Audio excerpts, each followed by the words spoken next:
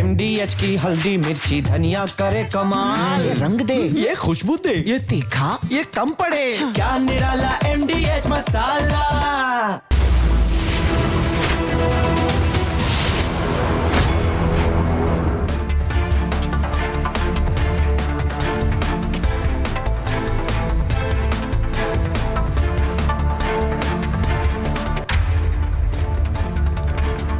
नमस्कार, बहुत स्वागत है आपका।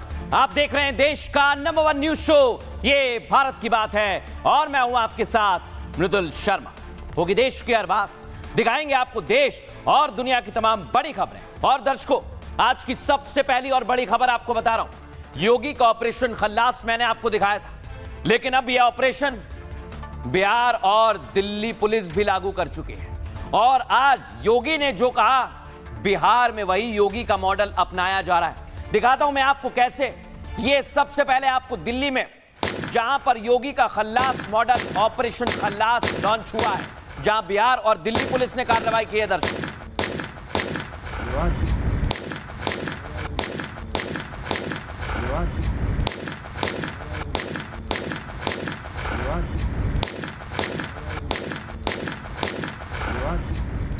देखा दर्शकों, आप योगी आदित्यनाथ ने कहा था कि बिहार में भी यूपी का मॉडल लागू होगा, और वही हो रहा है। बिहार के सिग्मा गैंग का खात्मा हो गया है, और खात्मे के बाद आप तस्वीर देखिए, फॉरेंसिक की टीम पहुंची, जांच पड़ताल की है।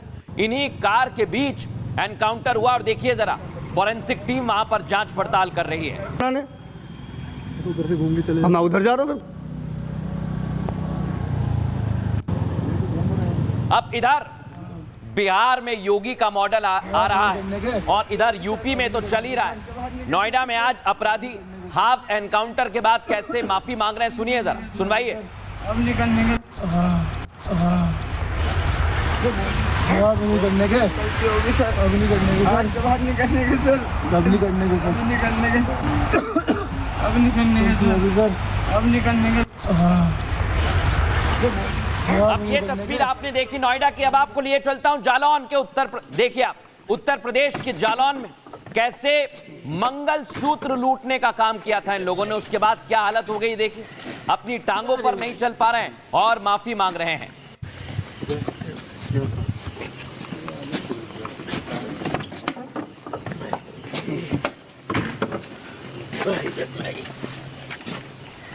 अब मैं आपको दिखाता हूं दर्शकों, यानी कार्रवाई लगातार चल रही है। यूपी के मेरठ में भी आप देखिए, हाफ एनकाउंटर के बाद कैसे अपराधी लंगड़ा लंगड़ा कर चल रहे हैं।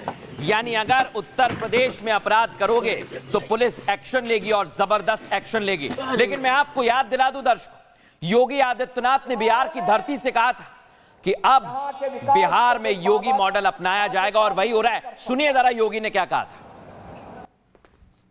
अब बिहार में यहां के विकास को कोई बाधित नहीं कर सकता। यह अपराध को कोई अपना जन्मसिद्ध अधिकार नहीं बना सकता। अब पेशेवर माफिया और अपराधी कहीं बाधक नहीं बन पाएंगे। इस दृष्टि से आज एनडीए की सरकार ने बिहार के अंदर भी प्रभावी भूमिका के साथ कार्य करना प्रारंभ किया है।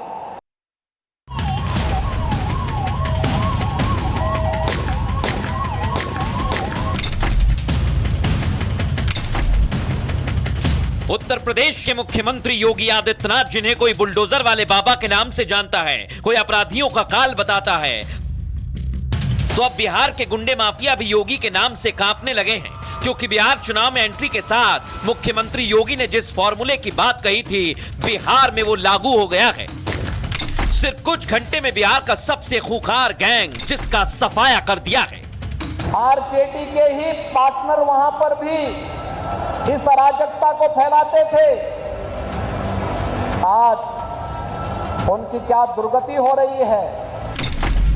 बिहार से खदेड़ कर जब अपराधी दिल्ली पहुंचाए गए तो उनका हिसाब दिल्ली में योगी स्टाइल से हुआ, और एनकाउंटर में बिहार के 4 डॉन बारी बारी से बुलेट खाकर मौन हो गए।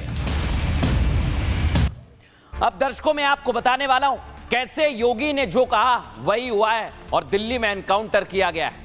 यह ऑपरेशन था बिहार और दिल्ली पुलिस का। दर्शक, यूपी में अपराधियों के खिलाफ जीरो टॉलरेंस की नीति लागू कर दी गई है और योगी ने बड़े बड़े माफियाओं का सफाया कर दिया है। अब यूपी के बाद चुनाव से पहले यूपी वाला यही मॉडल बिहार में लागू हो चुका है और योगी आदित्यनाथ के इशारे के बाद अपराधियों का खात्मा हो रहा है। यही है सिग्मा गैंग।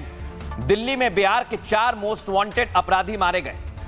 दिल्ली पुलिस और बिहार पुलिस ने मिलकर इस एनकाउंटर को अंजाम दिया।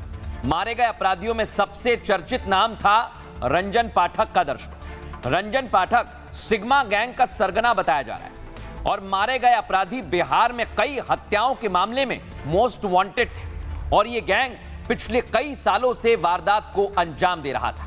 इनका नेटवर्क बिहार समेत नेपाल तक सक्रिय था। आप सोचिए जरा, ये बिहार में वारदात को अंजाम देकर नेपाल भाग जाते थे। हालांकि अपराधियों के एनकाउंटर पर सियासत हो रही है।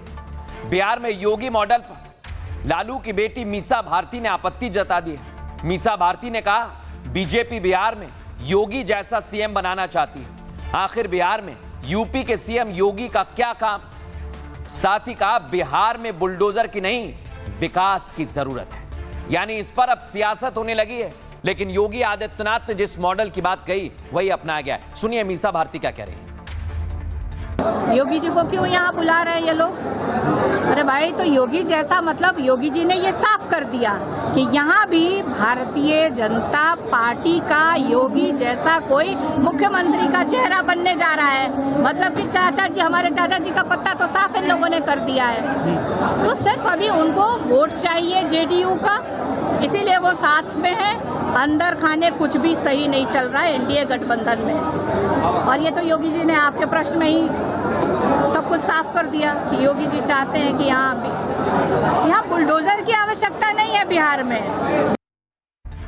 अब दर्शकों, बड़ी बात यह है कि सिग्मा गैंग सिर्फ बिहार नहीं, यूपी से लेकर नेपाल तक कहर बरपा रहा था। यही है सिग्मा गैंग। फुल फ्रेम दिखाइए।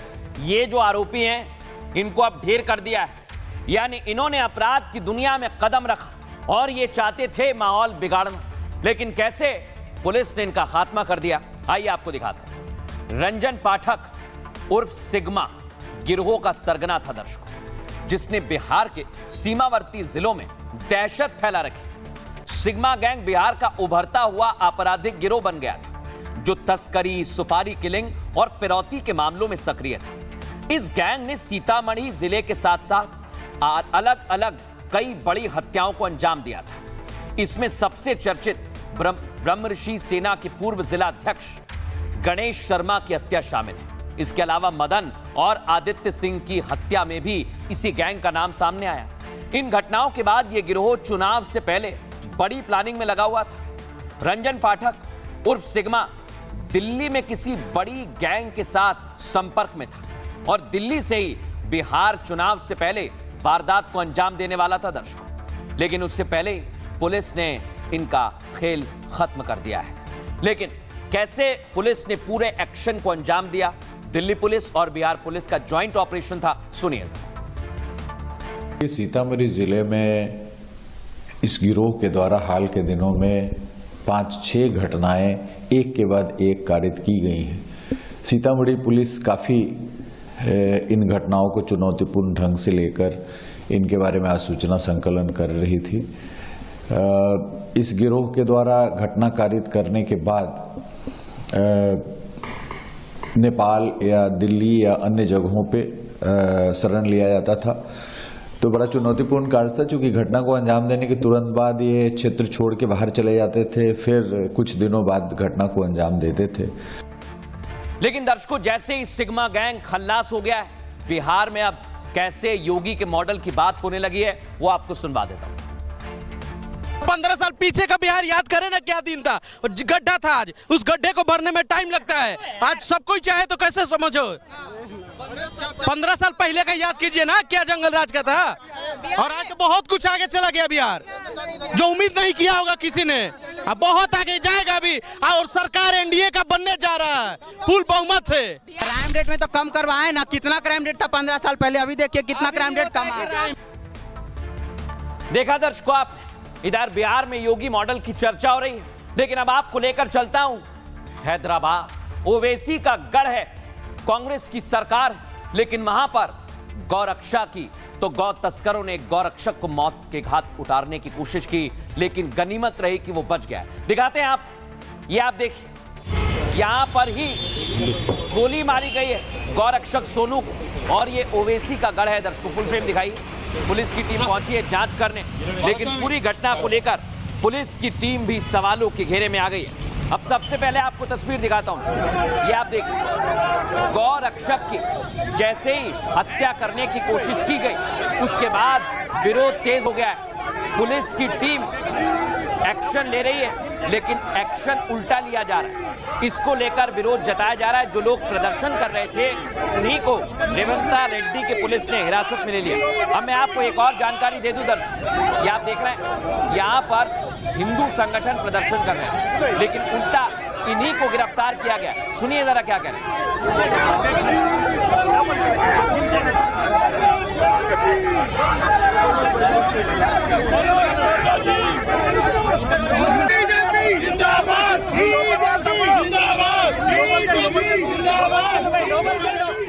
अब आप सोचिए, बीजेपी ने आरोप लगाया कि ओवैसी का गढ़ कांग्रेस की सरकार और निहत्थे गौ रक्षक को मौत के घाट उतारने की कोशिश की गई। कौन है ये? आज सबसे पहले ये बंदे को देखिए, इतने शान से बैठा हुआ ये नौजवान आज गौ संरक्षण करने वाले प्रशांत के ऊपर गोली चलाई है। ये कौन है? ये आज साफ हो गया है। तो बीजेपी ने आरोप लगाए, और इधर टी राजा ने भी इस घटना को लेकर गुस्सा जाहिर किया है, और इसको लेकर हैदराबाद में सियासी पारा चढ़ गया है। आप ये मत सोचो कि ये राजनीति इस पीछे, अरे लात मारता हूं इस राजनीति को। जहां पर हिंदू के प्रति बात करने के लिए रोका जाता है, ऐसी राजनीति मुझे करना नहीं है। अरे सर पर कफन बांध कर निकला हूं।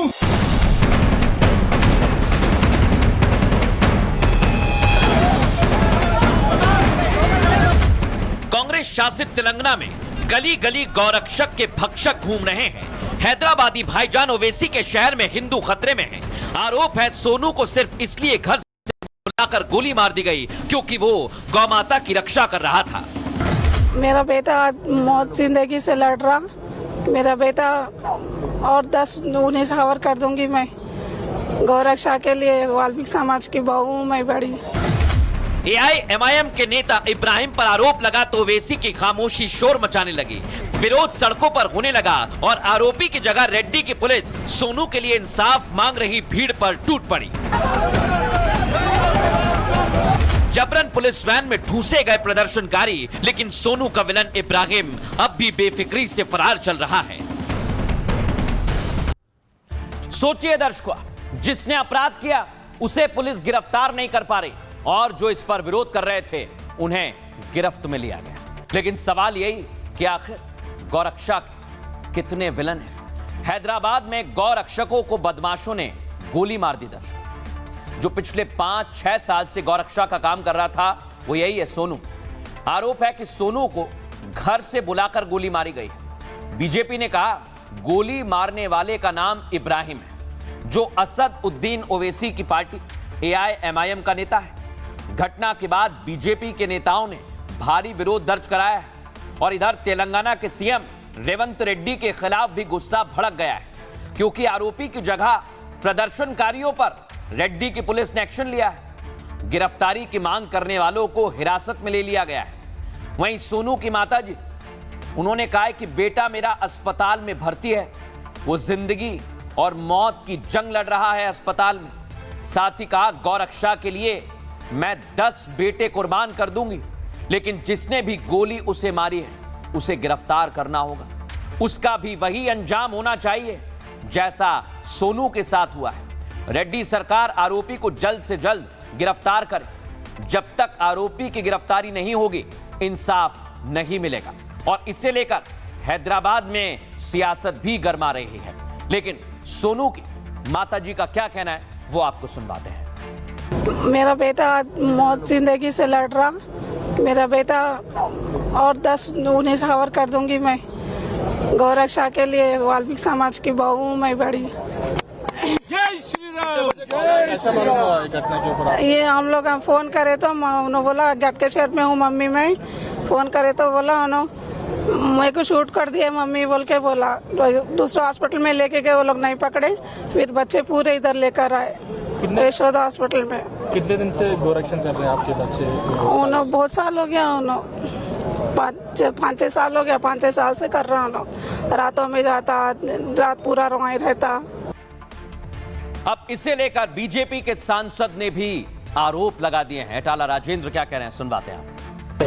ये पहले संगठन नहीं है, इससे पहले भी बहुत अटैक्स हुआ है। जो गोरक्षक हैदराबाद के अंदर जो कमिटमेंट के साथ जो काम करता है, गोरक्षण के लिए जो इकट्ठा होकर काम करता है, उन लोगों के ऊपर जितने जो हमला हो रहा है, वो हमला का पराकाष्ठ आज इब्राहिम जो गुंडा है, वो इब्राहिम वो प्रशांत के ऊपर गोली चलाया, वो उन्हें उनका क्रिटिकल कंडीशन है।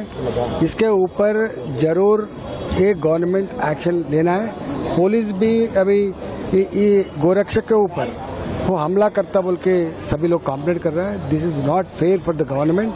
अगर कुछ हुआ तो पूरा जिम्मेदारी इस गवर्नमेंट लेना पड़ेगा।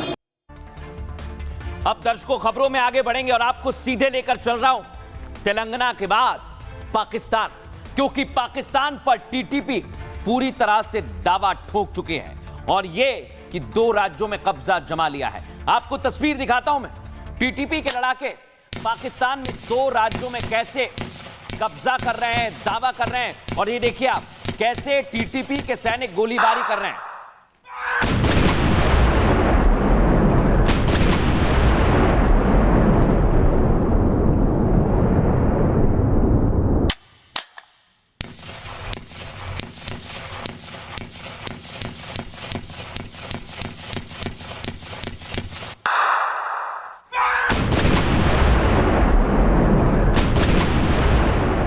अब दर्शकों आपने देखा लड़ाकों ने कैसे पाक सैनिकों को मारा है और इधर सेना की पोस्ट पर हमला कर उसे आग के हवाले कर दिया।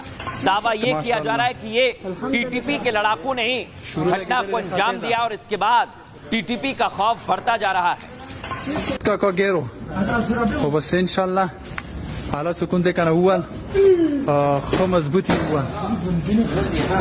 सही देगा ना वो बस्तर इंशाल्लाह।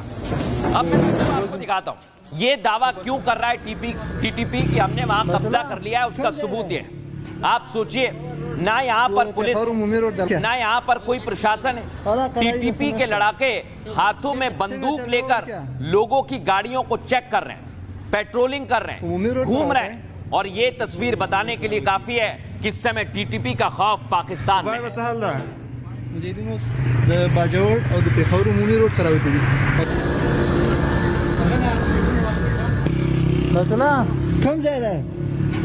अब दर्शकों में आपको एक और तस्वीर दिखा जो दावा करती है कि पेशावर में टीटीपी के लड़ाकों ने कब्जा कर लिया है और ना यहाँ पर पुलिस है, ना यहाँ पर सेना है। बाकायदा गाड़ियों तक की चेकिंग की जा रही है जो टीटीपी के खौफ को दर्शाता है।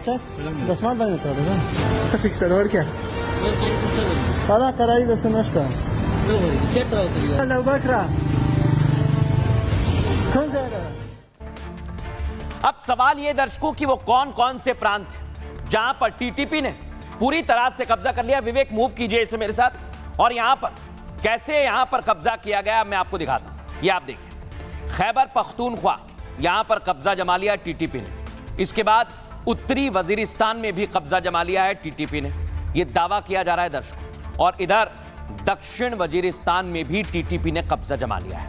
यानी पाकिस्तान के ये तीनों प्रांत, ये तीनों राज्य टीटीपी के पूरे कब्जे में आ चुके हैं, जिसका सीधा मतलब यह है कि इस समय टीटीपी का खौफ बढ़ता जा रहा है। और यह खौफ अगर बढ़ेगा तो मुनीर का क्या होगा, क्योंकि मुनीर मरियम को बचा नहीं पा रहे हैं। मरियम भी अब टारगेट पर आ गई हैं टीटीपी के, और मुनीर जो बड़े बड़े दावे कर रहे थे, आप सोचिए मरियम भी अब टारगेट पर आ गई हैं टीटीपी के। अगली तस्वीर में आपको दिखाता हूं, यह आप देखिए, मरियम जहां भाषण देती है वहां पर बुलेट प्रूफ ग्लास लगा हुआ है। देखिए जरा फुल फ्रेम दिखाई, ये जो कांच आपको दिख रहा है ग्लास, ये बुलेट प्रूफ है और दावा किया जा रहा है कि टीटीपी ने मरियम को टारगेट पर लिया तो मरियम अब पूरी तरह से अपनी सुरक्षा का ख्याल रख रहे हैं। अब मैं आपको एक और तस्वीर दिखाता हूं दर्शकों कि कैसे लगातार अफगान एक तरफ अटैक कर रहा है और दूसरी तरफ अफगान की एयरफोर्स रेडी है। फुल फ्रेम दिखाइए और बताइए कैसे पाकिस्तान अब हर तरह से घिरता जा रहा है।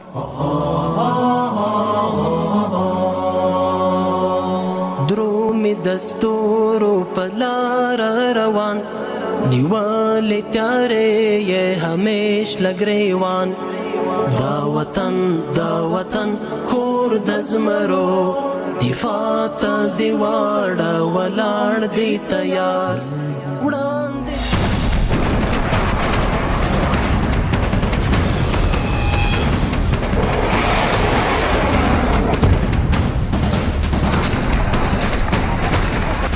टमाटर की मार ने पाकिस्तान को लाल कर दिया है। उधर टीटीपी ने पाकिस्तान पर कब्जे की शुरुआत कर दी है। 48 घंटे के ऑपरेशन के बाद टीटीपी खैबर सहित 2 स्टेट पर कब्जा का दावा ठोक रही है। और यहाँ तक कि फितना खत्म हो जाए और सारा दिन अल्लाह के लिए हो जाए। और नापाक फौज को हम ये भी कहना चाहते हैं कि जब तक हम तुम्हारे कुफर और जुल्म को गुरूर को खाक में नहीं मिलाएंगे। टीटीपी का टारगेट अब सीधे मुनीर और मरियम है। खौफ का आलम ये कि लाहौर की रानी अब बुलेट प्रूफ शीशे के पीछे खड़े होकर फरेब की कहानी सुना रही है। पाकिस्तान की जो सरकार है उसका कोई भी पॉलिटिशियन है उनको खुद पर ही भरोसा नहीं है। अब शहबाज शरीफ, मरियम, ये सारे जब भी कहीं जाते हैं तो स्पेशल कमांडो प्रोटेक्शन में जाते हैं। उधर अफगानिस्तान में भी मरियम के साथ तगड़ा खेल हुआ। मरियम की सत्ता हिलाने के लिए अफगान ने बॉर्डर से टमाटर की सप्लाई रोक दी। इधर पाकिस्तान में विद्रोह हो गया। 500 से 700 रुपए किलो बिक रहा टमाटर अब शहबाज मरियम की सत्ता को हिला रहा है। यानी सीज फायर हो गया, लेकिन पाकिस्तान पर सीज फायर भी बैकफायर कर गया।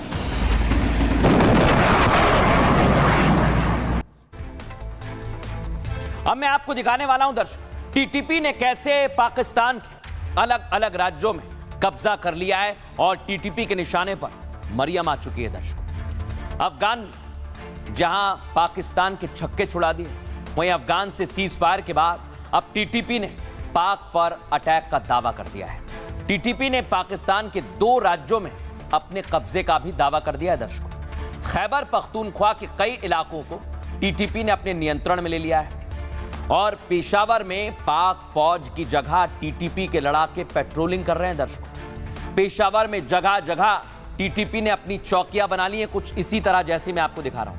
वहीं वजीरिस्तान में कई इलाकों पर भी कब्जे का दावा किया गया है।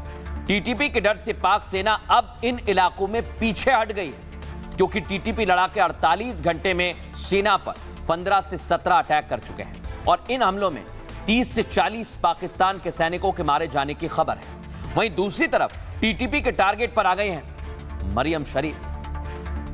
पाक मीडिया ने यह दावा किया है दर्शकों कि मरियम की जान को बहुत खतरा है। टीटीपी के डर से मरियम ने पब्लिक इवेंट में जाना बंद कर दिया है।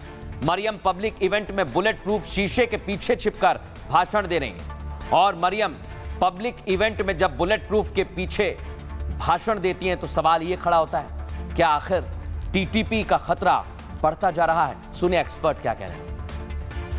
पाकिस्तान के जो रूलिंग पार्टी है PMLN, नवाज शरीफ की जो फैक्शन है, कोई भी खुलेआम पब्लिक में नहीं घूमता। उनको मालूम है कि अगर वो पब्लिक में बिना प्रोटेक्शन के शहर में, गांव में, कस्बों में जाएंगे तो टीटीपी के लड़ाके कभी भी उनके ऊपर गोली चला सकते हैं। और तो और अब शहबाज शरीफ, मरियम, ये सारे जब भी कहीं जाते हैं तो स्पेशल कमांडो प्रोटेक्शन में जाते हैं। अगर ये पब्लिक की गैदरिंग्स को भी एड्रेस कर रहे होते हैं तो बुलेट प्रूफ शीशे के पीछे खड़े होकर ये आम आवाम को एड्रेस कर रहे होते हैं। यानी अब पाकिस्तान की जो सरकार है उसका कोई भी पॉलिटिशियन है उनको खुद पर ही भरोसा नहीं है कि सामने जो पब्लिक है उसमें से कोई टीटीपी का लड़ाका उन पर गोली नहीं चला देगा। अब दर्शकों, एक्सपर्ट को आपने सुन लिया, लेकिन टीटीपी के लड़ाके रुकने का नाम नहीं ले रहे हैं। ऐसा मैं क्यों कह रहा हूं उसका सबूत आपको दिखाता हूं। ये आप देखिए, कहना चाहते हैं टीटीपी ने सीधी धमकी दे दी, पाक में ये जंग कब्जे तक जारी रहेगी। सुनिए जरा टीटीपी ने कैसे धमकी दी। हमारे कुफर और जुल्म को, और यहाँ तक कि फितना खत्म हो जाए और सारा दिन अल्लाह के लिए हो जाए। और नापाक फौज को हम ये भी कहना चाहते हैं कि जब तक हम तुम्हारे कुफर और जुल्म को, गुरूर को खाक में नहीं मिलाएंगे, जब तक हम तुम्हारे वहशी जिंदानों से कैदियों को रिहाई दिलाकर आजाद नहीं करेंगे, तब तक हम तुम्हारे खिलाफ जिहाद करने से नहीं तकते। और हम तुम्हारे कसीर तादाद से पीछे हटने वाले नहीं, हम तुम्हारी कुफरी ताकत से डरने वाले नहीं। हम खालिद बिन वलीद की तरह तुम्हारे हजार फौज से मुकाबले के लिए तैयार हैं। तकबीर तकबीर। सुना आपने दर्शक, सीधी धमकी आई, और ये धमकी इसलिए सीरियस ली जा रही क्योंकि मरियम टारगेट पर है। मुनीर उन्हें बचा नहीं पाएंगे क्योंकि खुद मुनीर की फौज टीटीपी के निशाने पर 25 सैनिकों की मौत हुई थी। उसकी तस्वीर मैं आपको दिखा रहा हूं और यह आंकड़ा धीरे धीरे बढ़ता जा रहा है। अब मैं आपको एक और तस्वीर दिखाता हूं दर्शक, ये आप देखिए, पाकिस्तान में अफगानिस्तान का झंडा लहरा रहा है। आप इस तस्वीर का अंदाजा इसी से लगाइए कि अफगानिस्तान ने तो अभी सीज फायर किया है, लेकिन कई जगह फिलिस्तीन तो कई अफगानिस्तान प्रदर्शन आपने देखा था, लेकिन अब झंडे भी लहरा रहे हैं।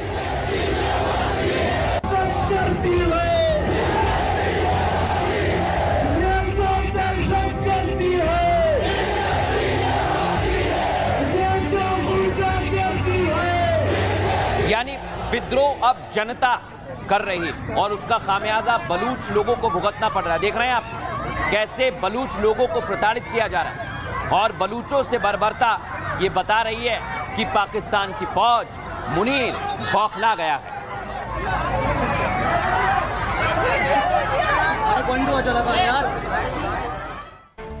देखा दर्शकों आपने कैसे बलूचों पर हमला किया जा रहा है, लेकिन पाकिस्तान की आवाम ने पाकिस्तान का साथ छोड़ दिया है और वो भी अफगान के सपोर्ट में आ गए। आप खुद सुनिए। क्या नवाज शरीफ नमक हराम नहीं, जरदारी नमक हराम नहीं, बिलावल नमक हराम नहीं? ये नमक हरामों का कौन बात करेगा? इनकी बात करे ना। मैं पूछना चाहता हूं, जब एक डिक्टेटर परवेज मुशर्रफ ने अफगानिस्तान के सफीर मुल्ला अब्दुल सलाम ज़ईद को, जो पाकिस्तान के अंदर सफीर था, दुनिया के एथिक्स को, पाकिस्तान और इस्लाम के एथिक्स को बाईपास करते हुए उस वक्त उस अमेरिका को पकड़ाया था, उस वक्त तुम्हें कोई असूल और कोई हया याद नहीं आया था? आज अगर वो पाकिस्तान के तराने के लिए नहीं खड़े हुए और वो इस्लामिक पॉइंट ऑफ व्यू से खड़े हुए कि तुमने पाकिस्तान का तराना, उसके अंदर म्यूजिक की बुनियाद पर, मैं पाकिस्तान के तराने का मुहाफिज हूं, मैंने बचपन से पढ़ा है, स्कूल लेवल से लेकर आज तक हम उस तराने को पढ़ते हैं। पाक सर जमीन का निजाम, कुव्वत अखुवत अवाम, क्या पाकिस्तान के अंदर अखुवत रहने दी गई? हमारी बेटियों को, माओं को, बहनों को नहीं उठाया गया? क्या आज भी वो जेलों के अंदर बंद रही हैं? तराने की धजिया तो तुमने बखेरी हैं, और इससे अगली चाहिए कौम की जो तर्जमानी थी, वो 8 फरवरी को जो इलेक्शन हुआ था, उसको तुमने किस तरह पामाल किया 9 फरवरी के अंदर जाकर, और किस तरह हमारे ऊपर जो है वो मरियम नवाज, नवाज शरीफ, शहबाज शरीफ और दीगर सारे लुटेरे जो है वो हमारे ऊपर लाके बिठा दिए, जिन्होंने पाकिस्तानी कौम का खून चूस लिया है। यहाँ पर सबसे बड़ा मसला महंगाई है, बिजली के बिल हैं, गैस के बिल हैं, यहाँ पर जो है वो रोटी ना होना है, रिस्क ना होना है, तो मजदूरी ना होनी है। उसको तो तुमने पसे पुछ फेंक कर 2 अफगानी उठ के खड़े नहीं हुए और तुमने उस पर बतंगड़ बना लिया है। अफगानी नमक हराम है इसलिए नहीं खड़े हो रहे। वो मेरे भाई हैं, हम उनसे मोहब्बत करते हैं, वो हमसे मोहब्बत करते हैं। सुना कैसे पाकिस्तान में लोग विद्रोह कर रहे हैं, लेकिन इस विद्रोह का कारण और भी है दर्शकों। आपको बता रहा हूं, विद्रोह का कारण है टमाटर। आप सोच रहे होंगे टमाटर कैसे कारण हो सकता है? जो टमाटर खाने में बड़ा मजेदार होता है, वो कैसे पाकिस्तान के लिए मुसीबत बन गया है, दिखाता हूं मैं आपको। दिखाइए, क्योंकि पाकिस्तान में अफगानिस्तान ने सिर्फ सीज फायर के बाद टमाटर को रोक दिया है, और भी कई सारी चीजें हैं जो आने से रोक दी गई हैं। इसकी वजह से 500 रुपए किलो टमाटर बिक रहा है, और ये पाकिस्तान में किसी टमाटर बम की तरह है दर्शकों। अब मैं आपको दिखा रहा हूं पाकिस्तान में कैसे अलग अलग इलाकों में, देख रहे हैं आप, लॉकर में रख के बेचा जा रहा है। आपने ये फिल्मों में देखा होगा, सुना होगा, लेकिन बाकायदा ये देखिए आप, एक सब्जी वाले के पास लॉकर में टमाटर रखा हुआ है।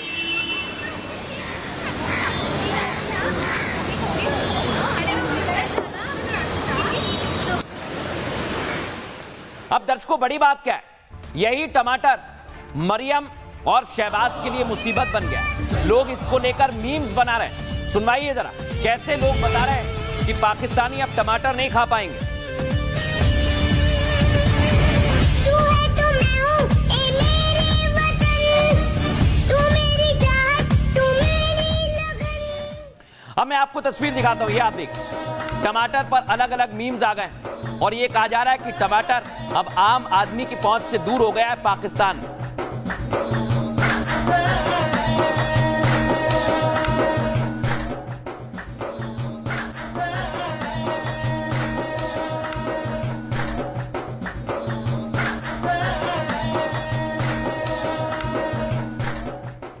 पाकिस्तान और अफगानिस्तान की जो आपस में इस टाइम जो है ना जंग लगी है, तो ऑर्डर जो है ना बंद होने की वजह से भी बहुत सी गाड़ियां हज़ारों के हिसाब से ऑर्डर की तरफ रुक गई हैं, क्योंकि वहाँ से भी हमारा टमाटर आ रहा है इस टाइम तकरीबन 350 रुपये किलो, 400 रुपये किलो मार्केट के अंदर हो गए। तो अफगानिस्तान का रोज 50, 60, 70 गाड़ी पास होता था। कशीदगी की वजह से बॉर्डर बंद हो गया, तो उधर से दरामद भी बंद हो गया। दूसरा बात है ईरान का जो बॉर्डर है, तो बॉर्डर के ऊपर जो है ना कस्टम वाले जो है ना सख्ती कर रहे हैं, गाड़ी पास नहीं हो रहे, तो इस वजह से व्यापारियों को नुकसान हो रहे, तो व्यापारी भी बहुत एहतियात से माल लोड करते हैं। अब दर्शकों आपने देखा कि कैसे पाकिस्तान अफगानिस्तान ने पहले तो पाक सैनिकों को मारा, फिर अब ऊपर से महंगाई का टमाटर बम फोड़ दिया। लेकिन कैसे ये बम फूट रहा है दिखाता हूं मैं आपको। पाकिस्तान में टमाटर पर महंगाई से बवाल मचा हुआ है दर्शकों। पाकिस्तान में टमाटर की कीमतें 600 से 700 रुपए किलो तक पहुंच गई हैं। टमाटर की महंगाई इतनी ज्यादा है कि पाकिस्तान की जनता बगावत पर उतर आई है। कई शहरों में टमाटर को लेकर प्रदर्शन तक हो रहा है। पाक के झेलम में टमाटर 700 रुपए प्रति किलो बिक रहा है। गुजरावाला में टमाटर 600 रुपए प्रति किलो के भाव से बिक रहा है। महंगाई के पीछे पाकिस्तान मुनीर और शहबाज को जिम्मेदार बता रहा है, क्योंकि अफगानिस्तान से जंग के बाद महंगाई का ये बम फूटा है दर्शक। जंग के बाद अफगान बॉर्डर बंद होने से सप्लाई पूरी तरह से ठप हो गई। अफगानिस्तान के इस फैसले से टमाटर बॉम्ब बनकर टूट पड़ा है। पाकिस्तान अब ईरान से टमाटर के लिए गुहार लगा रहा है, जैसी इनकी हमेशा की आदत रही है। लेकिन दर्शकों मैं आपको दिखाता हूं कि इसी को लेकर अब पाकिस्तान में विद्रोह भी होने लगा है। तस्वीर दिखाइए, ये आप देखिए। टमाटर के खिलाफ लोग सड़कों पर आ गए, यानी जो टमाटर बॉम्ब है वो अब पाकिस्तानियों के लिए मुसीबत बन गया है।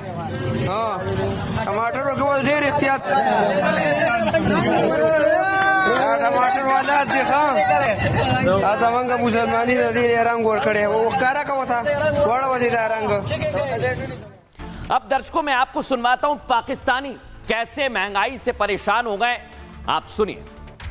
अगर टमाटर की बात करें तो टमाटर का क्या कीमत है आज? 200 रुपए किलो है। शिमला मिर्च की क्या कीमत है? 400 रुपए किलो है।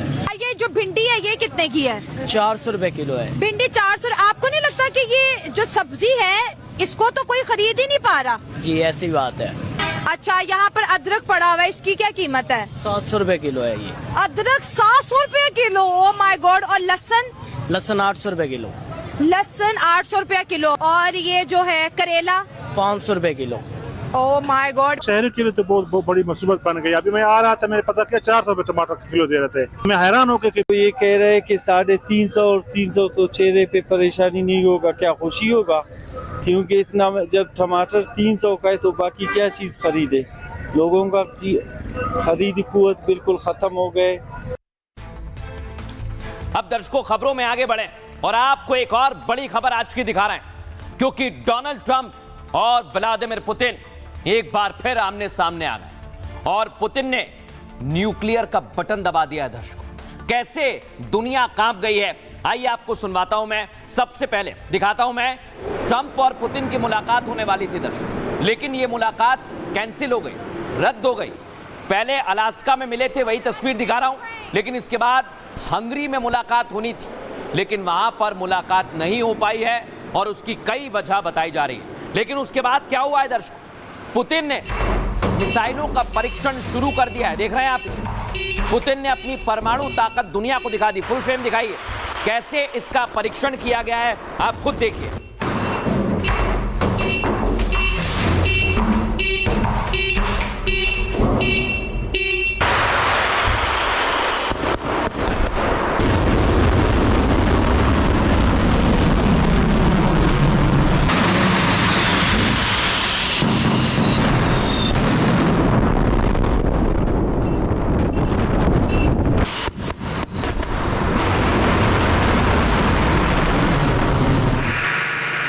देखा दर्शकों आप, यानी पुतिन ने बता दिया है कि वो किसी से डरने वाले नहीं और समंदर के अंदर भी पूरी तैनाती उन्होंने कर दी है। यानी किसी भी जंग के लिए पुतिन तैयार हैं, फिर चाहे सामने यूक्रेन आए या फिर अमेरिका।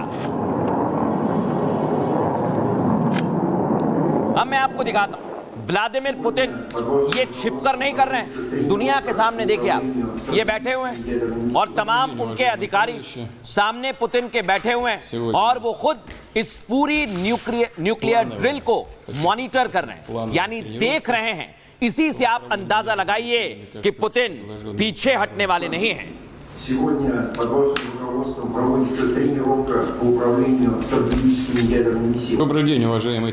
अब दर्शकों, बड़ी बात, यहां पर पुतिन ने न्यूक्लियर ड्रिल की, लेकिन इधर ट्रंप ने फिर से यानी अमेरिका ने सैंक्शंस लगा दिए। 2 बड़ी रूस की तेल कंपनियों पर बैन लगा दिया गया है और यह बहुत बड़ी बात है कि अगर पुतिन ने पूरी तैयारी की है तो डोनाल्ड ट्रंप परेशान हो गए हैं और इसी परेशानी में उन्होंने सैंक्शंस लगा दिए हैं। लेकिन दुनिया भर में चर्चा है क्या अब ट्रंप वर्सेस पुतिन होने वाला है। देखिए रिपोर्ट।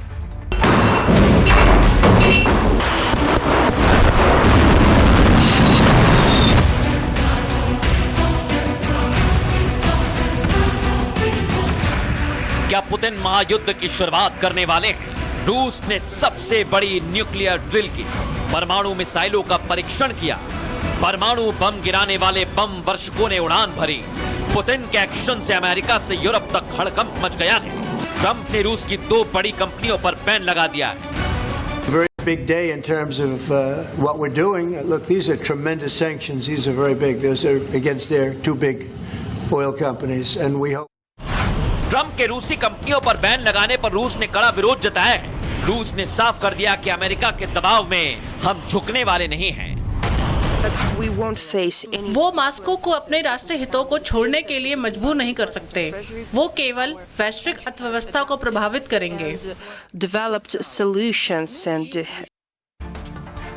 अब दर्शकों, बड़ी बात यही है, क्या पुतिन ने न्यूक्लियर बटन दबा दिया है तो दुनिया में कोहराम मचने वाला है। इसकी क्या तैयारी है, आइए जरा मैं आपको बताता हूं। अमेरिका रूस के बीच तनाव बढ़ता जा रहा है दर्शकों। ट्रंप चाहते थे कि पुतिन तत्काल यूक्रेन पर हमला रोक दें। पुतिन ने ट्रंप की मांग को खारिज कर दिया है और इसके बाद ट्रंप ने हंगरी में होने वाली बैठक को रद्द कर दिया है। ट्रंप ने कहा वो बेकार की बैठक में नहीं जाना चाहते। इस बीच पुतिन ने न्यूक्लियर ड्रिल करके अपनी ताकत दिखा दी और रूस ने परमाणु हमले की क्षमता का परीक्षण किया है दर्शकों। जमीन, आसमान और समंदर तीनों जगह से मिसाइलों को दागा गया है। सबसे बड़ी बात यह कि पुतिन खुद इसकी निगरानी कर रहे थे। ड्रिल में इंटरकॉन्टिनेंटल बैलिस्टिक मिसाइल यानी ICBM, हवा से छोड़ी जाने वाली क्रूज मिसाइलें सफलतापूर्वक दागी गईं। Tu-95MS लंबी दूरी के बम वर्षक विमान ने ड्रिल में हिस्सा लिया और इस बम वर्षक विमान से परमाणु बम भी गिराए जा सकते हैं दर्शकों। बड़ी बात क्या है, रूस ने न्यूक्लियर ड्रिल को लेकर बयान जारी किया है। परमाणु कमांड एंड कंट्रोल सिस्टम की जांच की गई है। रूस की सेना किसी भी परिस्थिति में जवाबी कार्रवाई करने में सक्षम है और यूक्रेन से जंग के बीच पुतिन ने न्यूक्लियर ड्रिल को बड़ा मैसेज दिया है। अमेरिका समेत यूरोपीय यूनियन के सदस्य देशों को एक बहुत बड़ा संदेश है। पुतिन पहले ही साफ कर चुके हैं कि रूस की संप्रभुता पर खतरा आया है तो रूस परमाणु हथियार के इस्तेमाल से पीछे नहीं हटेगा और इसे लेकर पूरी तैयारी की जा रही है दर्शकों। लेकिन अब मैं आपको दिखाता हूं कि कैसे एक के बाद एक विरोध किया जा रहा है और उधर यूक्रेन पर रूस के हमले जारी है। लगातार हमले किए जा रहे हैं। अगली तस्वीर दिखाइए, मूव कीजिए इसे।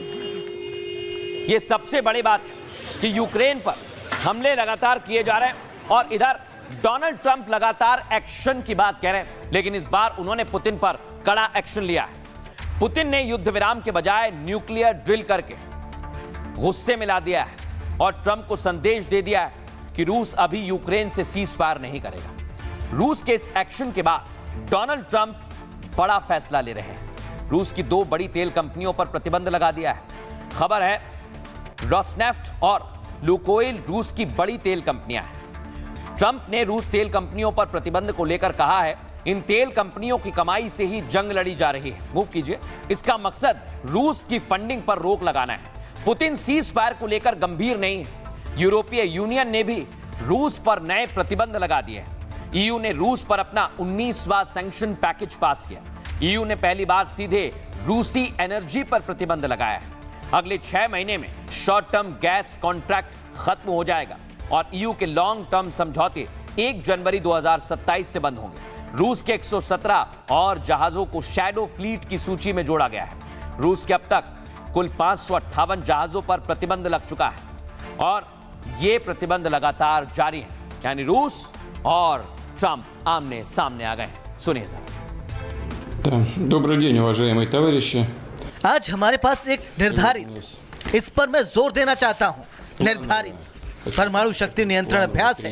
मॉस्को के परमाणु निक्रोश के सभी हिस्सों को शामिल करने वाले युद्धाभ्यास के हिस्से के रूप में एक यार्ड्स बैलिस्टिक मिसाइल का परीक्षण किया। बैरेंट्स सागर में एक पनडुब्बी द्वारा एक सिनेवा आईसीबीएम का परीक्षण किया गया।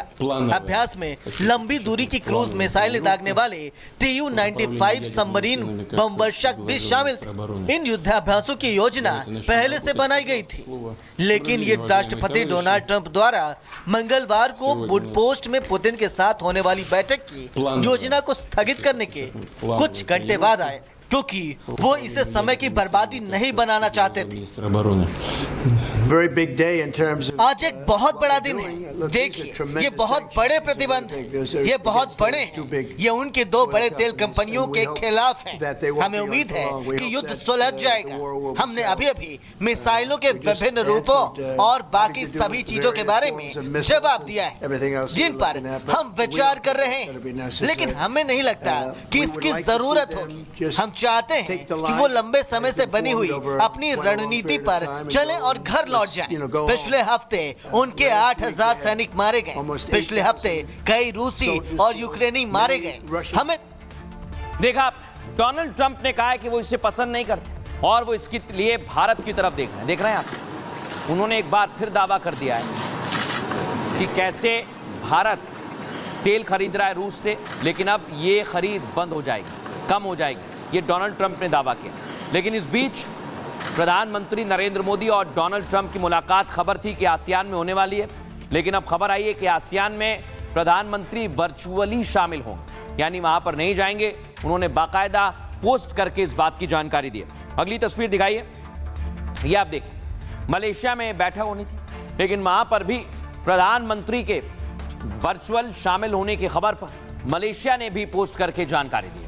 लेकिन दर्शकों, आप सोचिए, बार बार डोनाल्ड ट्रंप एक ही बात कह रहे हैं कि भारत रूस से तेल नहीं खरीदेगा, लेकिन भारत का टेक क्या है दर्शकों? भारत पहले ही साफ कर चुका है। रूस यूक्रेन जंग के बीच ट्रंप बार बार बड़े बड़े दावे कर रहे हैं। ट्रंप ने यानी व्हाइट हाउस में मीडिया से बात करते हुए कहा, दिसंबर तक भारत रूस से तेल खरीदना बंद कर देगा।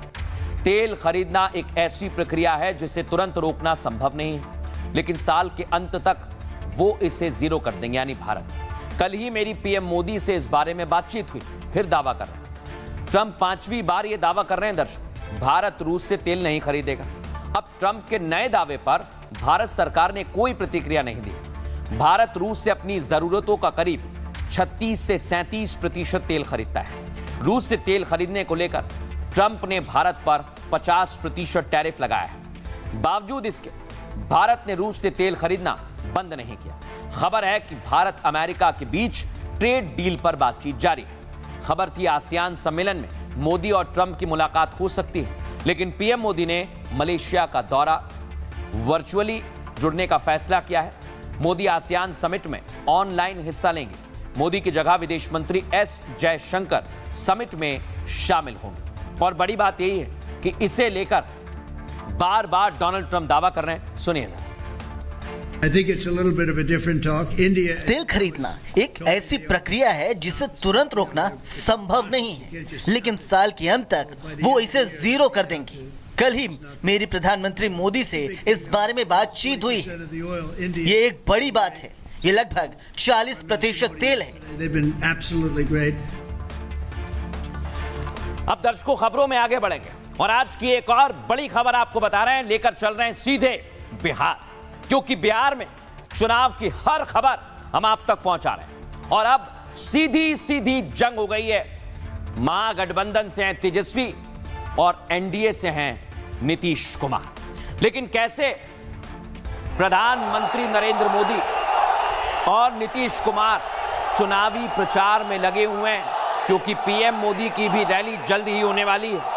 अब मैं आपको दिखाता हूं, एक तरफ एनडीए, दूसरी तरफ इंडिया अलायंस ने आज सीएम का फेस बना दिया तेजस्वी को, और मुकेश सैनी इंडिया अलायंस के डिप्टी सीएम होंगे। बाकायदा इंडी के मंच से इसका ऐलान किया गया।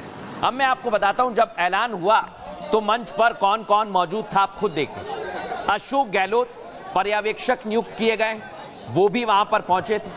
और इंडिया अलायंस में बिहार में जो दल हैं, चाहे उसमें सीपीआईएम हो, वो भी उसमें शामिल हैं। तो इंडी का सिर्फ अब एक फेस है तेजस्वी यादव, यानी राहुल गांधी अब पिक्चर से भी गायब हो गए।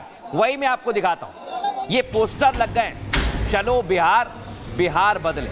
अब इसे लेकर दावा किया जा रहा है कि इसमें कहीं भी राहुल गांधी नहीं, यानी राहुल गांधी इस पोस्टर से गायब हो चुके हैं। और इसे ही लेकर अब सवाल खड़े होने लगे हैं कि आखिर राहुल गांधी और पूरी कांग्रेस पार्टी बिहार में है कहां पर। अब मैं आपको दिखाता हूं, ये आप देखिए, कांग्रेस पार्टी का विरोध लगातार हो रहा है और अलग अलग जगह पर ऐसे ही कांग्रेस प्रभारी कृष्णा अल्लावरू का विरोध हो रहा है। करने का काम किया गया है। तो हम लोकतंत्र की हत्या बिहार कांग्रेस में हम लोगों ने पूरा अपना जी जान लगाया है, पूरा जी जान लगा के एक नैरेटिव बनाने की कोशिश की, लेकिन जो राहुल जी जिस मशाल को लेकर आगे चले हैं उसको ध्वस्त करने का काम किया गया है। तो हम लोग विरोध में हैं, पार्टी से निष्कासित कीजिए, जो कीजिए वो आपका आउटलुक है, लेकिन आपने गलत किया है, इसलिए हम लोग का नारा है टिकट छोड़ गद्दी छोड़। बिल्कुल बिल्कुल बिल्कुल बिल्कुल। अब बड़ी बात यह दर्शकों कि उधर इंडिया अलायंस ने ऐलान किया तो इधर जेडीयू ने तेजस्वी और मुकेश सैनी पर तंज कसने में देर नहीं की। लेकिन दर्शकों अब इतना तय हो गया है कि एक तरफ इंडिया अलायंस ने अपना सीएम फेस दुनिया को, बिहार को बता दिया, तो इधर एनडीए ने कह दिया कि अब तो खेल आसान हो गया है। देखिए रिपोर्ट।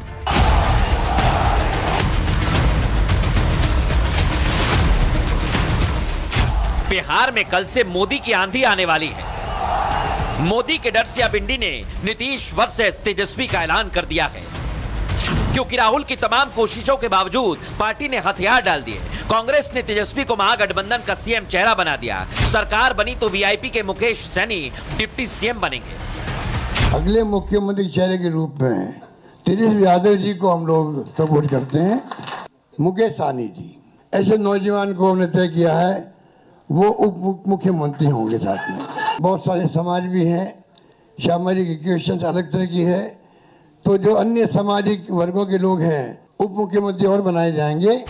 जिसका सीधा मतलब ये कि सवर्ण वोट भले ही महागठबंधन को देगा, लेकिन तेजस्वी की सरकार में उसका कोई डिप्टी सीएम भी नहीं होगा। तो सवाल ये कि क्या तेजस्वी ए टू जेड की सियासत से पीछे हट गए?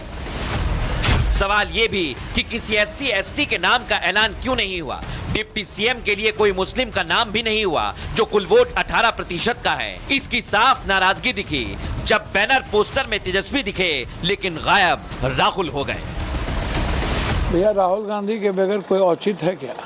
राहुल गांधी के तस्वीर पर ही वोट पड़ने हैं, किसी और तस्वीर पर वोट नहीं पड़ने हैं। राहुल गांधी जी का सिंगल चेहरा होना चाहिए और अब गठबंधन में सबका होना चाहिए।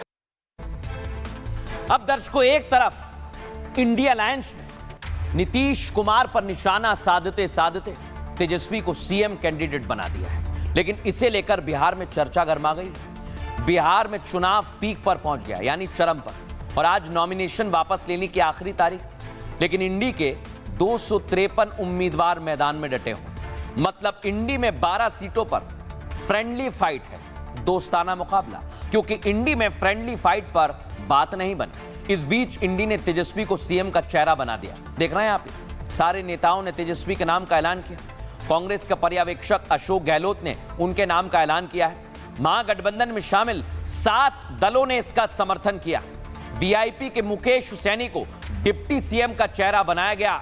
अशोक गहलोत ने कहा डिप्टी सीएम और भी बनाए जाएंगे। डिप्टी सीएम वही बनाए जाएंगे जो पिछड़े समुदाय से आते हैं, और ये सब राहुल देखते रहे दर्शकों, कुछ नहीं कर पाए। उन्होंने आगे कहा, एनडीए बताए उनका सीएम फेस कौन होगा। नीतीश के नेतृत्व में चुनाव लड़ेंगे, ऐसा कहने से नहीं चलेगा। इसका मतलब इंडी में कोई भी सवर्ण डिप्टी सीएम नहीं होगा। दूसरी बात यह कि इंडी के किस दल से और डिप्टी सीएम तय होंगे यह भी तय नहीं है।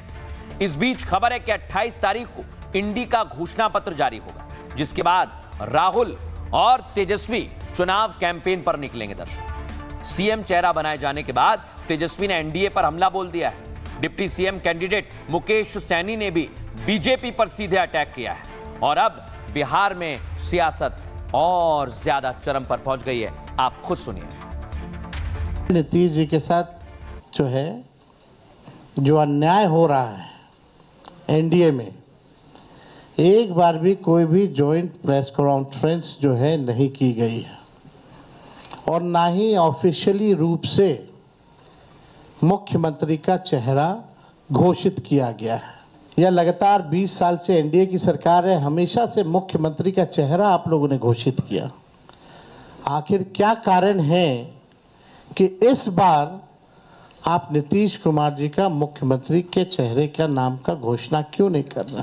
कि भाजपा ने जिस तरीके से हमारे पार्टी को तोड़ा, हमारे विधायक को खरीदा और एक गलती पिछड़ा मल्लाह का बेटा को रोड पे ला दिया, उस समय से लगातार पूरे बिहार में हाथ में गंगा जल लेके संकल्प पूरे बिहार में हमने किया था कि भाजपा को जब तक हम तोड़ेंगे नहीं तब तक छोड़ेंगे नहीं। तो समय आ चुका है और मजबूती से महागठबंधन के साथ रहकर बिहार में हम अपनी सरकार बनाएंगे। अब दर्शकों, जैसे ही तेजस्वी के नाम का ऐलान हुआ, क्या कुछ कहा जा रहा है वो भी आपको सुनवाता हूं। लालू यादव जी अपने बेटों के लिए गोड़ हाथ पड़ के किसी तरह घोषणा करवाया है। ये गठबंधन नहीं है, ठगबंधन है। मुंगेरी लाल के हसीन सपने देख लें। ये तो ये हुआ 100 जूता खा के घुस के तमाशा देखेंगे, वही कहानी। जनता ने 20 में ही उस जनोभार के माध्यम से, जिसमें हम पोस्टल बैलेट मैनिपुलेशन के बाद हार गए चुनाव, तभी तय कर लिया था। और मैं समझता हूं तमाम दलों ने, हाँ, ये हो सकता है कि एक जो साझा सोच की का परिणाम। अब दर्शकों, बड़ी बात क्या है, इधर बीजेपी आरोप लगा रही है, कोई नकलची बता रहा है तो कोई वादे पर सवाल कर रहा है। सुनिए। तेजस्वी ने जो कहा उसका इन लोगों ने नकल किया। हमने पेंशन बढ़ाने की बात की 1500 रुपए, तो ये 1100 करते। हमने 200 यूनिट फ्री में बिजली की बात की तो 125 यूनिट ये फ्री में देने लगते हैं। हमने डोमिसाइल की बात की तो ये डोमिसाइल की बात करते हैं। हमने युवा आयोग की बात की तो इन्होंने युवा आयोग के बारे में बात की।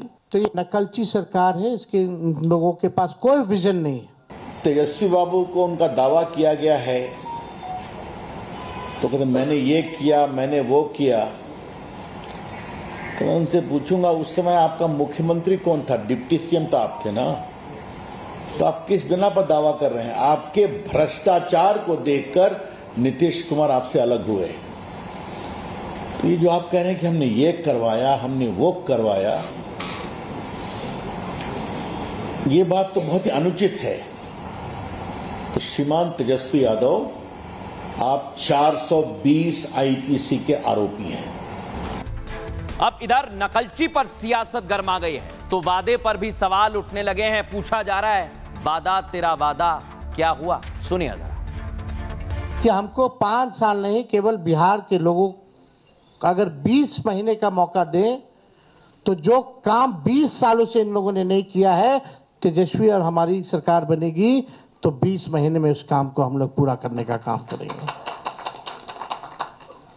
हम लोगों ने जनता के सामने प्रण लिया है, संकल्प लिया है कि ऐसा कोई परिवार नहीं जिस परिवार के पास अगर सरकारी नौकरी है और जिन परिवार के पास सरकारी नौकरी नहीं है, उन परिवार को एक सरकारी नौकरी तेजस्वी देगा। तेजस्वी खुद बिहार सरकार नहीं चलाएगा, बल्कि पूरा बिहार मिलकर के बिहार सरकार चलाने का काम करेगा। मुख्यमंत्री के उम्मीदवार कह रहे हैं कि 2 करोड़ 70 लाख लोगों को सरकारी नौकरी देंगे। आज लगभग 85,000 करोड़ रुपया हम देते हैं और 22 लाख लोगों को सरकारी नौकरी की व्यवस्था है। और यदि 2 करोड़ 70 लाख लोगों को सरकारी नौकरी दी जाएगी तो 12 लाख करोड़ रुपया खर्चे होंगे। मतलब कौन समझा रहा है, कौन गणित लेकर बैठा है? अब दर्शकों मैं आपको दिखाता हूं कि इधर एनडीए को दिक्कत नहीं है, वो चुनावी प्रचार में जुटे हुए हैं। नीतीश कुमार लगातार रैलियों पर रैलियां कर रहे हैं। ये तस्वीर आपने देखी, अगली तस्वीर दिखाइए। सिर्फ नीतीश कुमार नहीं, पीके भी पूरी ताकत से जुटे हुए हैं। तो सबको देख लीजिए। और पीके ने भी, ये आप देखिए, रैलियों की शुरुआत कर दी है। अलग अलग जगह, अलग अलग इलाकों में वो रोड शो भी तैयार कर रहे हैं। अगली तस्वीर दिखाइए। चिराग पासवान भी मैदान में डटे हुए हैं, क्योंकि चिराग के भी कई उम्मीदवार मैदान में हैं और जिम्मेदारी चिराग पासवान पर ही है। अगली तस्वीर दिखाइए। आज वैशाली में जेपी नड्डा पहुंचे और स्टार प्रचारकों की सूची में जेपी नड्डा का भी नाम है, इसलिए उन्होंने कमान अपने हाथ में संभाल ली है। लेकिन अब मैं आपको अगली तस्वीर दिखाऊं। प्रधानमंत्री नरेंद्र मोदी कर्पूरी ठाकुर के ग्राम से, समस्तीपुर से ही शुरुआत करेंगे प्रचार की। और ये वही जगह है जहां पर सादगी की मिसाल बिहार में देखने को मिलती है और हर बिहारी इसको लेकर फैसले भी लेता है और गर्व भी महसूस करता है। लेकिन दर्शकों मैं आपको बताता हूं पीएम मोदी की क्या तैयारी है। कल प्रधानमंत्री नरेंद्र मोदी का बिहार में दौरा शुरू होने वाला है और मोदी की पहली रैली समस्तीपुर में होगी। वहां जाने से पहले बीजेपी कार्यकर्ताओं से पीएम मोदी ने बात की, जिसमें उन्होंने मेरा बूथ सबसे मजबूत पर जोर दिया। 2020 में समस्तीपुर में एनडीए को 10 में से 5 सीट मिली। समस्तीपुर बिहार के पूर्व सीएम कर्पूरी ठाकुर की जन्मभूमि है। बिहार में कर्पूरी ठाकुर पिछड़ों के सबसे बड़े मसीहा नेता माने गए और मोदी सरकार ने उन्हें मरणोपरांत भारत रत्न से सम्मानित किया।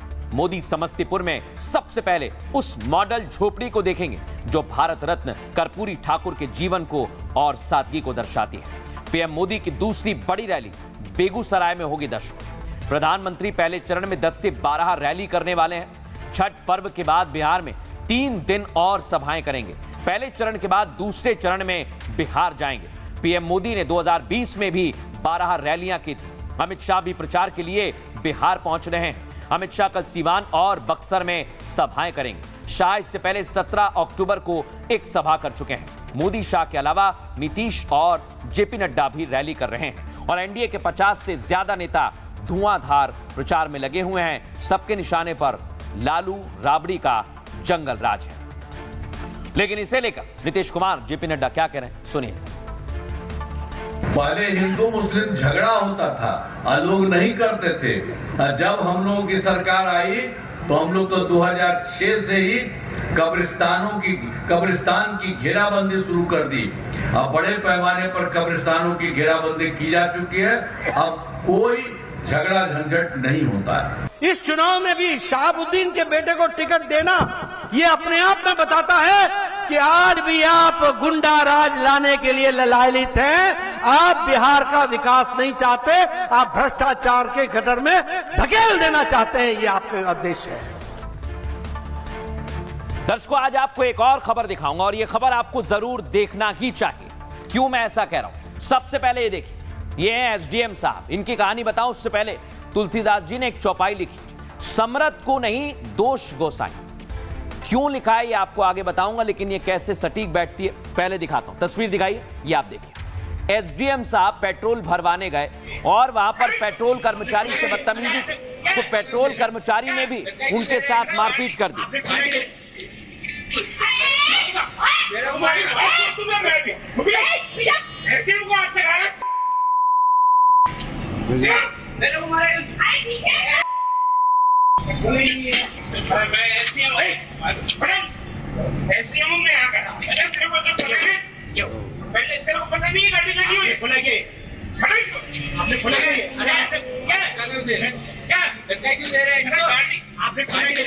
अब सबसे बड़ी बात यह कि सीएनजी भरवाते समय गाड़ी से उतरने के लिए कहा गया, लेकिन एसडीएम की बहस हो गई कि पहले उनकी गाड़ी में तेल भरा जाएगा और इसी को लेकर विवाद बढ़ता गया उसके बाद एसडीएम ने पेट्रोल पंप कर्मचारियों के साथ मारपीट की। लेकिन अब दावा किया जा रहा है दर्शकों, एक पत्र सामने आया, ये आप देख रहे हैं, ये सीएनजी भरवाते वक्त कार में ही पूरी फैमिली मौजूद थी, उसे भी बाहर निकाला गया। ये तस्वीर आप देख रहे हैं। अब एसडीएम साहब की पत्नी ने कई गंभीर आरोप लगा दिए और उन्होंने कहा कि पेट्रोल पंप के कर्मचारी ने आंख मारी और छेड़खानी की। लेकिन इसे लेकर दर्शकों सबसे बड़ा सवाल ये कि आखिर वहां पर हुआ क्या था, क्या आरोप झूठे लगाए जा रहे हैं? आइए जरा आपको बताते हैं हुआ क्या, दिखाइए। राजस्थान में एक एसडीएम का थप्पड़ कांड इन दिनों चर्चा में है। मामला भीलवाड़ा जिले के एक पेट्रोल पंप का है। प्रतापगढ़ के एसडीएम छोटू लाल ने पेट्रोल पंप के कर्मचारी को थप्पड़ मार दिया। थप्पड़ के जवाब में कर्मचारी ने भी एसडीएम को थप्पड़ जड़ दिया। इतना ही नहीं, घटना के बाद पुलिस ने 3 कर्मचारियों को हिरासत में ले लिया है। पेट्रोल पंप पर लगे सीसीटीवी का फुटेज भी सामने आ गया। कर्मचारी पहले से खड़ी एसडीएम की गाड़ी में सीएनजी नहीं भरता, बल्कि पेट्रोल पंप कर्मी दूसरी कार में सीएनजी भरने लगता है। हालांकि पूरा फुटेज देखने पर पता चलता है कि एसडीएम की गाड़ी में सीएनजी भरवाने से पहले फैमिली बैठी हुई थी। सीएनजी भरते वक्त गाड़ी को सुरक्षा दृष्टि से खाली होना चाहिए। सच्चाई सामने आने के बाद एसडीएम की पत्नी एक शिकायत करती है और आरोप लगाते हैं कि पेट्रोल पंप कर्मचारी ने अश्लील हरकत की। हालांकि सोशल मीडिया पर लोग एसडीएम को ही आरोपी बता रहे हैं कि पहले उन्होंने पेट्रोल पंप के कर्मचारी के साथ बदतमीजी की। हालांकि इस पूरे मामले को लेकर पुलिस ने एक्शन लिया है और 3 लोगों को गिरफ्तार किया गया है। दर्शकों आगे बढ़ेंगे और बात करेंगे आज के सूत्र की।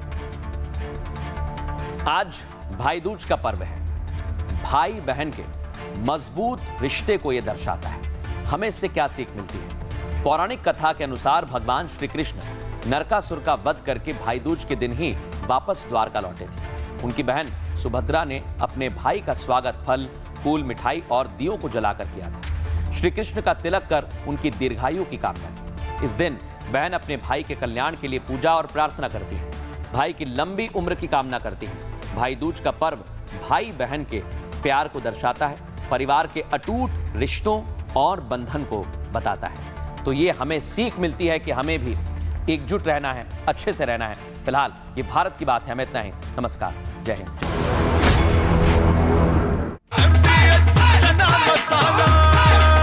अब छोलिया हो या लोबिया, सफेद चने या काले चने, सब कुछ मजेदार बने। MDH